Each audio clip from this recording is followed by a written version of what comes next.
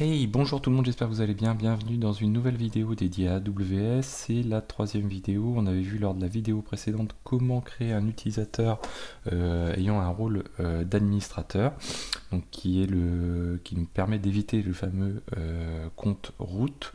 On avait récupéré à la fin de la vidéo les crédentials de cet utilisateur, à savoir les crédentials utilisables par AWS CLI, c'est-à-dire l'ID et la secret key.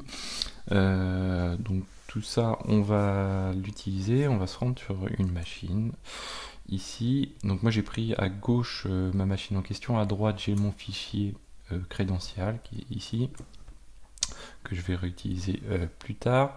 En l'occurrence, à gauche, donc j'ai cette machine FormDoc qui m'a servi à faire pas mal d'autres choses.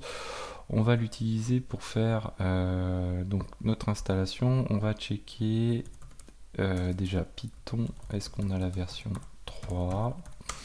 Donc j'ai du Python 3.6, parfait. Je suis sur quoi? Je suis sur une Red Hat, donc une CentOS 7.6.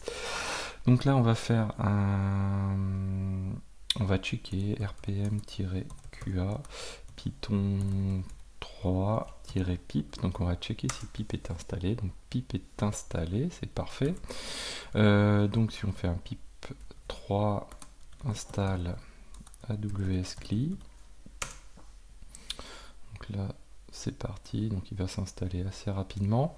Donc on installe AWS CLI via pip3, donc en Python. Pour les gens qui ont du Windows, on peut aussi installer via PowerShell.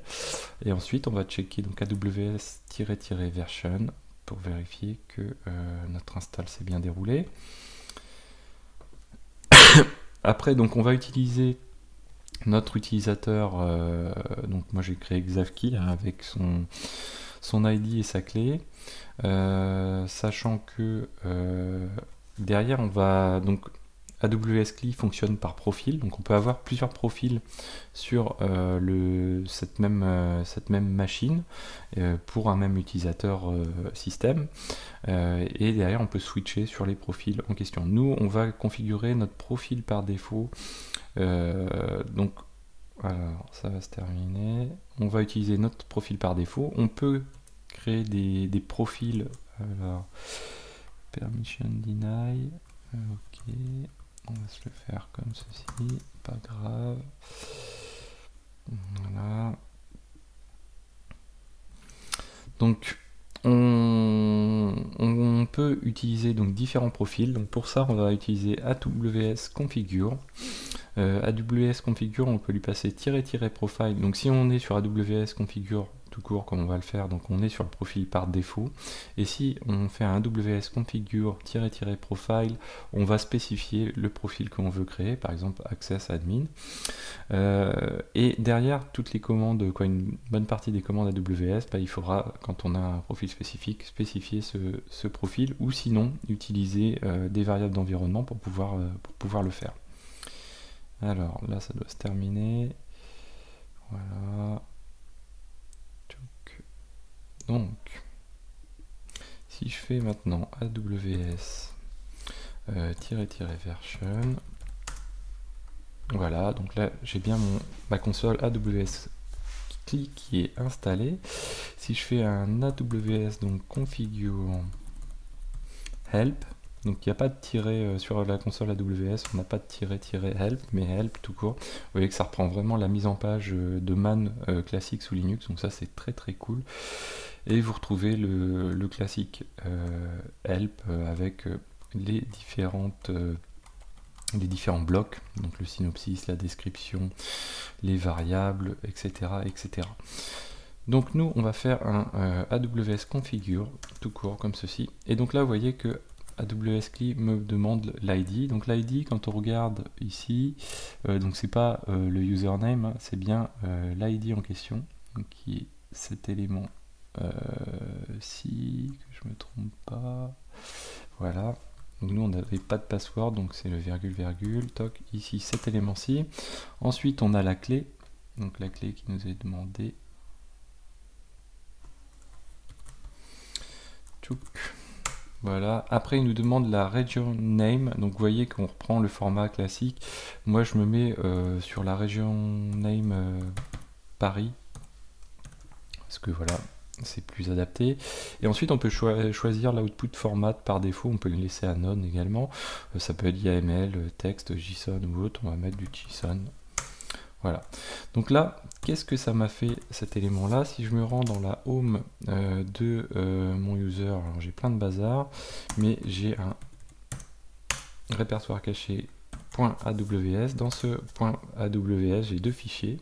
Premier fichier, un fichier config, qui lui a la région par défaut et l'output par défaut, donc les choses où il n'y a pas de sensibilité. Et puis deuxième fichier, j'ai le les fameuses credentials avec donc mon ID et la clé qui est très importante. Donc là, s'il y a une confidentialité à avoir, des règles de sécurité à avoir, c'est vraiment sur ce fichier credential qu'il faut en avoir. Qu'est-ce qu'on peut dire d'autre à ce niveau-là? Donc là, en l'occurrence, moi, vous voyez, là, j'avais fait un exemple avec le profil, où on peut utiliser donc ce profil quand on veut requêter, faire des choses. Derrière, donc la console AWS, on peut lui passer un help directement. Donc là, on retrouve tous les éléments et vous avez accès à tous les services qui sont disponibles via la CLI, notamment. Donc on va retrouver du, si je descends un peu, donc il y en a vraiment beaucoup, hein, du EC2, voilà. Donc AWS, EC2. Si je fais un help dessus, je retrouve toujours le même principe. Et là, on doit avoir un describe quelque chose, je crois. Hop, ouais, il y en a vraiment beaucoup. Hop, describe. Et là, on est sur le describe. Hop, je vais voir quelque part. On va aller plus vite. Describe instances. EC2, donc describe instances. Voilà. Et là, vous voyez que là, on a un retour en format JSON et il me dit que j'ai pas d'instances pour l'instant qui ont été créées. Donc voilà, grosso modo, le principe en quelques minutes de AWS CLI. À retenir donc ce principe de fonctionnement du help. Il y a aussi beaucoup de choses dans le help, donc il faut s'habituer à le parcourir, mais aussi à gagner un petit peu de temps pour aller un petit peu plus vite. La possibilité donc de créer aussi, alors si on le fait, est-ce qu'ils veulent accepter? Je pense que oui. Donc si je fais un --profile et que je lui mets donc access admin, je vais créer un accès admin, donc un profil spécifique, pardon. Voilà, donc là il me redemande la même chose que tout à l'heure. Je vais tenter de lui repasser les mêmes éléments. Toc, voilà. Si je lui passe ceci, hop, voilà. Hop, ici on est sur West 3. Et le format, on va dire qu'on est aussi sur... on va dire qu'on est sur du YAML, tiens. Voilà.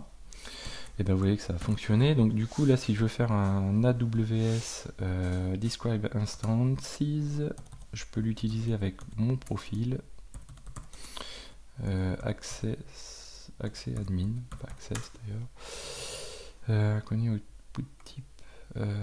Tiens, c'est étonnant. Alors du coup, ben voilà, un bon exemple, on va aller faire une modification dans le .aws config.